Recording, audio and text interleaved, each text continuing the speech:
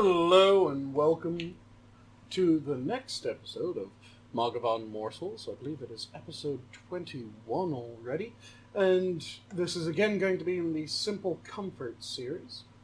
One of the things that my mother would make every so often as a bit of a treat for us was a leg of lamb, because it seemed a bit too gluttonous going for a full bone-in leg of lamb just for myself, which is what would be standard when it was made for the entire family. I instead have this absolutely beautiful boneless leg of lamb, which is still too much for one sitting, but it'll be best if I roast it all in one go for this recipe. So, the netting on this is just a simple cotton netting that's... The stretchiness is not from elastic, the stretchiness is from how the fibers of cotton are on it, so it won't melt onto the roast. Plus, I'm going to be doing a just very simple roast with this rather than searing it off first. I might end up, after it comes out, deciding that I need to do a bit of a reverse sear, but I'm going to see if I can get it without having to sear it at all, and getting lovely color on it anyways. So, in order to make sure that this netting doesn't try to singe, and to make sure I get a fair bit of coloration, first step is I'm going to pour some olive oil on this, and I'm just going to rub that all around the surface, and I'm going to make sure that that gets underneath the netting as well. Just make sure that it gets everywhere on this leg of lamb. So lift the netting up, rub it round. Lift it up, rub it round. There's one side. Just going to smear it on my now oil slicked cutting board. Give it a nice roll. Give it a little bit more oil on this side. And do the same thing of just rub that oil into the meat. You can do this either with a fairly light flavored oil, or in this case I'm using extra virgin olive oil, which has a nice bit of flavor to it. But your preferred oil would work wonderfully on this. Let me make sure that I'm not leaking too much. Not leaking too much on the surface below. Let me quickly wipe my hands. Get some of that oil off my hands. Keep that towel handy though, because I'm going to be needing it again here shortly. Because now I need to salt this piece of meat. So, when my mother was making this, she would just use a standard kosher salt, but I have a bunch of different types of salt, so I'm going to use a couple of them in the making of this. I'm going to start with that beautiful smoked maldon. Just kind of crumble it all over the top of this lamb roast.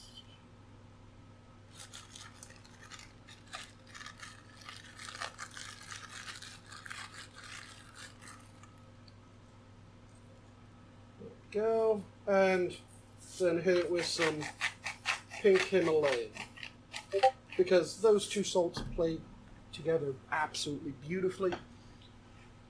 And again, just kind of pat it down onto the meat, make sure that it sticks nicely, roll it over, wipe off my fingers so that they don't get all the salt in my salt sticking. And then grab another good size pinch. Make that 2 good size pinches. And salt the underside of this roast. And again hit it with pink Himalayan.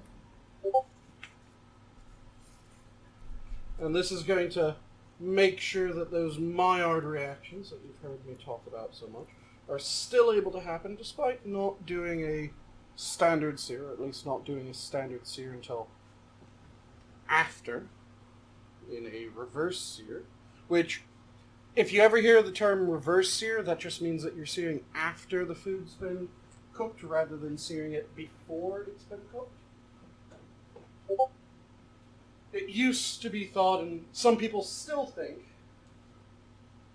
that searing meat before you cook it would hold in some more of the juices and make it a bit tastier, but that's actually not the case. They found out that it has no effect on the juiciness, it just has an effect on the flavor because of those Maillards. But those Maillards can still be formed after the fact. So what I'm going to do here, because I have a limited amount of space on my work surface, is I'm going to move this out of the camera view, set it down, and I'm going to bring in my Dutch oven, which will be what I cook this lovely lamb roast in. First off, I need something down on my desk because I have preheated my cast iron Dutch oven. So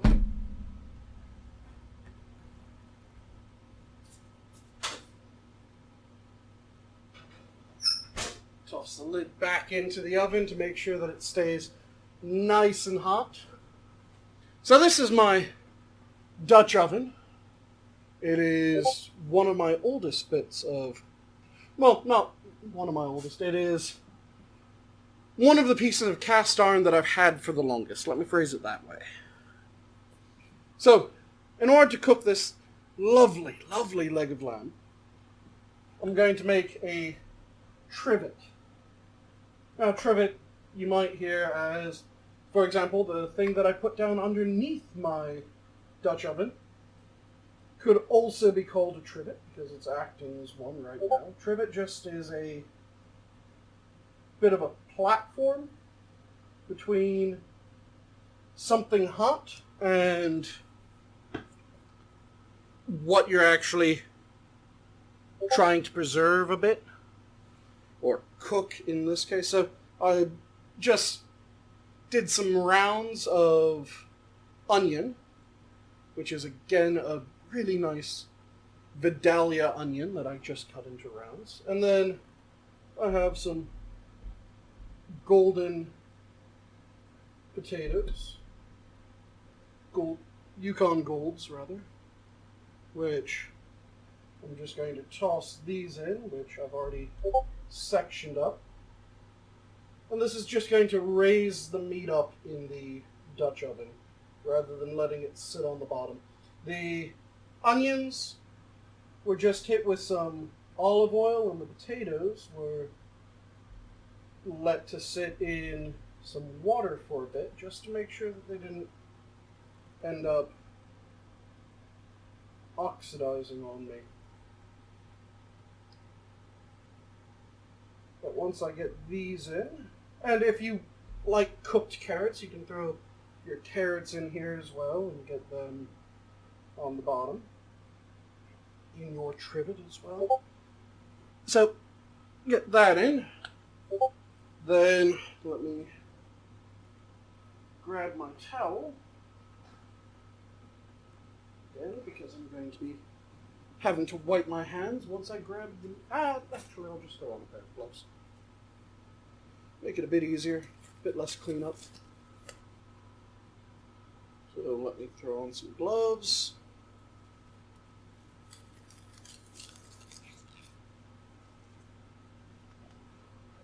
And the lamb will just go right on top of that trivet that I made of onion and potatoes. Now then, this is all going to just get the lid put back on top, and it's going to go into a currently 400 degree oven for a bit, which will allow kind of that oven sear, that deep roasted color, to develop, and I'll turn it down partway through cooking. But I shall catch you guys a bit later once this is a bit more done. Hello, so this is partway through the cooking process. I put it under the broiler just for a little bit to get some additional coloration on the fat cap here, and it's looking absolutely beautiful. Some nice golden brown on it. But you might have noticed that I didn't put any real seasoning on this lamb yet, other than the salt, which the salt does a lot, as I showed with the Simple is Sexy series. But I'm going to be adding a little bit more flavor, and to do so, I mixed up some spices and herbs. So I have about 1 part thyme to half part rosemary to 2 parts black garlic, 2 parts smoked garlic, 2 parts roasted garlic, about 1 part white garlic. So lots of garlic, some herbs, and I'm just going to add some olive oil just to make this so I can spread it on top of this lovely lamb roast. So added a little bit of olive oil right now. That makes it a thick paste. I want it a little bit thinner, so I'm going to add some more olive oil.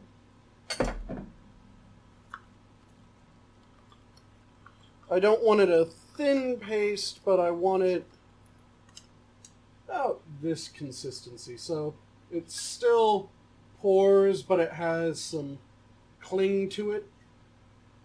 And this I'm just going to spoon over the top of the lamb roast, kind of rub that in. And this is partway through the cooking process, so it still has a fair bit of time to go in the oven. And you can see the juices in the bottom of the cast iron, which I'm going to turn into a lovely little gravy for this. But just spoon this over, get a nice coating of it. Let me turn the piece of meat a bit. Spoon it onto the side and underside as well. Let it kind of pour into the meat. There we go on that side. That'll just kind of dribble down a little bit. This has a lot of strong flavors because it's just going on the outside of the meat, so I don't want it to not actually flavor it. But since it's just on the outside, it needs a fairly robust flavor profile to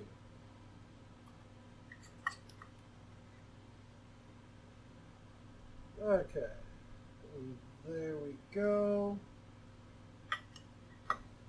Covered it on all sides with that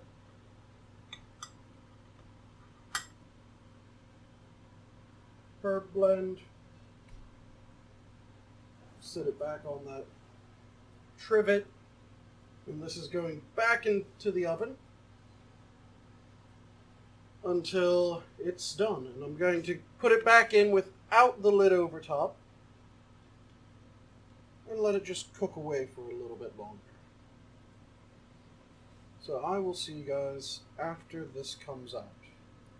Okay, so here we are back in my kitchen. And my cast iron Dutch ovens on the stove top. Inside are those beautiful onions. I've already removed the meat and put it to rest because it needs to rest for a fair bit of time. Okay, so what I did was I started this at about 400 degrees and I let it cook for maybe about 15-20 minutes at 400 degrees. Checked it, then decided I wanted to put it under the broil to give it some nice coloration, which you guys saw after I pulled it out and went to my desk with it. And then I ended up putting it back in for probably about another 5 to 10 minutes at 450 degrees, getting it up to a nice medium rare on the inside and probably about a medium on the end caps. So the meat is currently out, sitting off to the side, and it's going to be absolutely beautiful. And I've just pulled the onions out, as you can see, on my little cutting board here.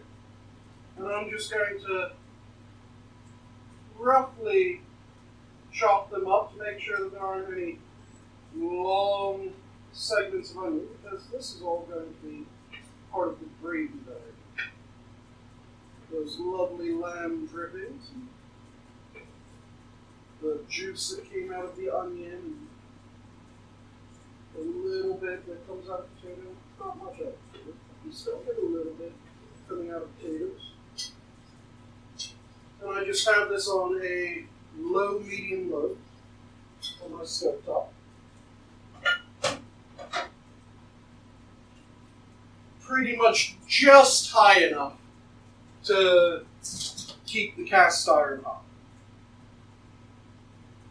So now, I'm going to add a little bit of beef broth just to add some more juice to the bottom of this pan. That should be good. And I'm going to get a utensil and kind of scrape the bottom out. Make sure that all those delicious little pockets of flavor that get stuck to the bottom come up.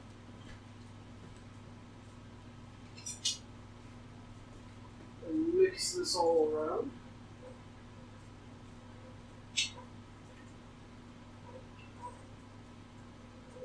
We'll turn this up a little bit higher to make sure that it stays nice and hot. I can get the thickening that I will want. And I'm going to add a splash of Cabernet Sauvignon. Just let the flavor deepen a little bit more. This does have a lot of the same garlic flavors in it because some of that crust that I put on the lamb kind of dripped down in as it was cooking and flavored up the onions and the potatoes. I gave one potato taste, absolutely delicious flavor. Some of the salt kind of soaked down as the juices came off the lamb. Absolutely delicious. So, I want to get this up to a very, very low kind of simmer bubble, almost, or very low bubble is probably the best way of phrasing it. So this will take a moment just to get it to the right temperature since the beef stock and the wine weren't at temp when I added them. And this has a good amount of lamb fat that dripped down as it was roasting.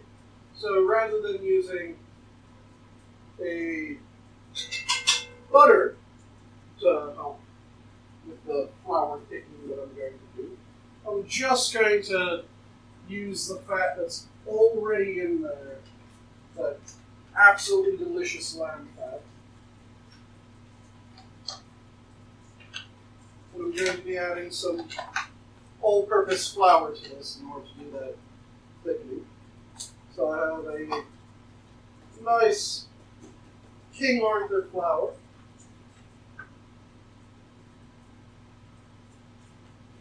I'm just going to let it go through a sieve a little bit. That should be enough. I might have to add more, so I'm just going to set this off to the side, and I'm going to start working in that flour right away so that it doesn't clump up, because I want this to be a nice, smooth, flavorful gravy to go over the lamb and potatoes. The chunks that you see in here are those lovely bits of roasted onion. I might have added just a little bit too much, so I'll thin this back out with some beef stock if need be. Maybe a little bit more water. Give this a taste to see what it needs.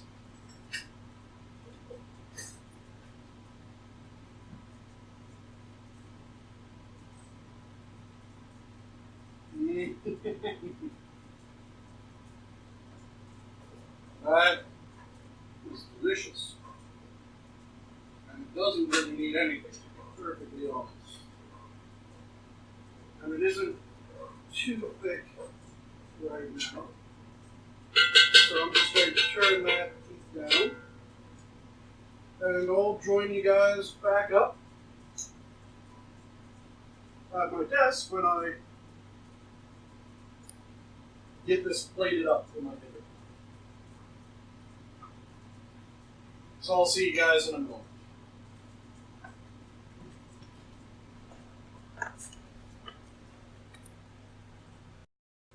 Okay, and here we go. So the lamb is finished resting. The potatoes are out and plated up. That lovely deep brown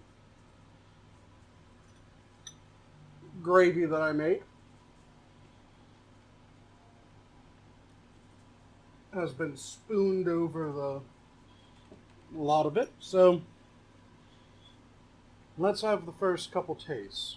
We'll start with a bit of potato.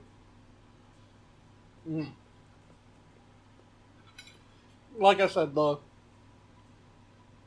drippings down into the potatoes as they acted as the trivet in the cooking just gave this absolutely lovely deep lamb flavor to the potatoes, and the gravy picked that up even more. So it's this amazing flavor to really nice. Doesn't need any salt from here. It's already been seasoned. It's already been flavored up. So now a little bit of the lamb.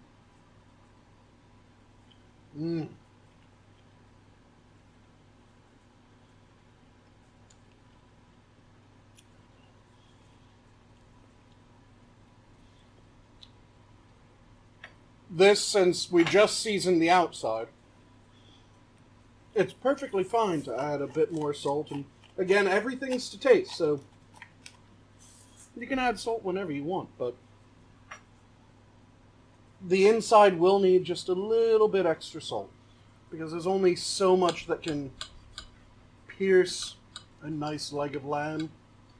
But that herb flavor, that bit of crusty fat from when I stuck it in as under the broiler.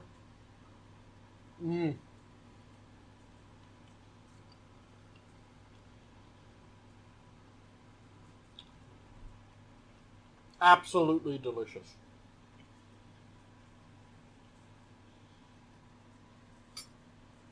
This is the end cut from the roast, so the end cut is at about a medium as far as doneness. That's just by nature of it being at the end. The more interior pieces are at more of a medium rare.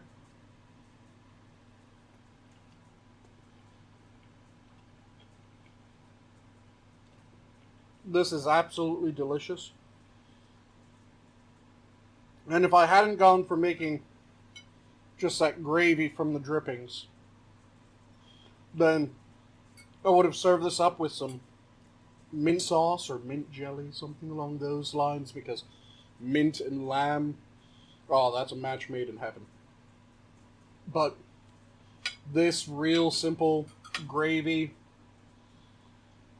from the bottom of the cast iron that I roasted everything in, oh, it's amazing.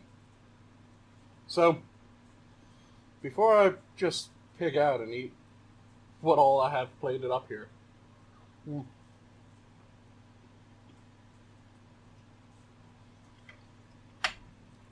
I should probably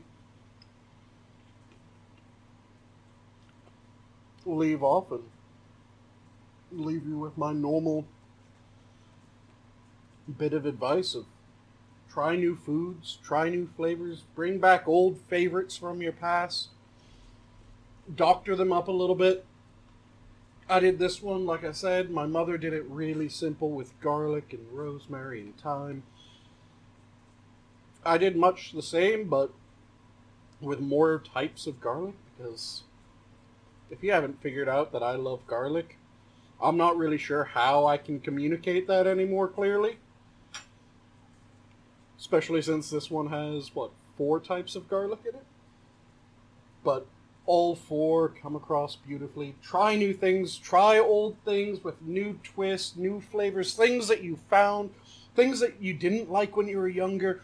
Bring them back, see if you like them now. Your taste buds change a fair bit as you age, and you might find it absolutely delicious. And it might be something that you always wondered why other people liked it, and you never did, but now you absolutely love it.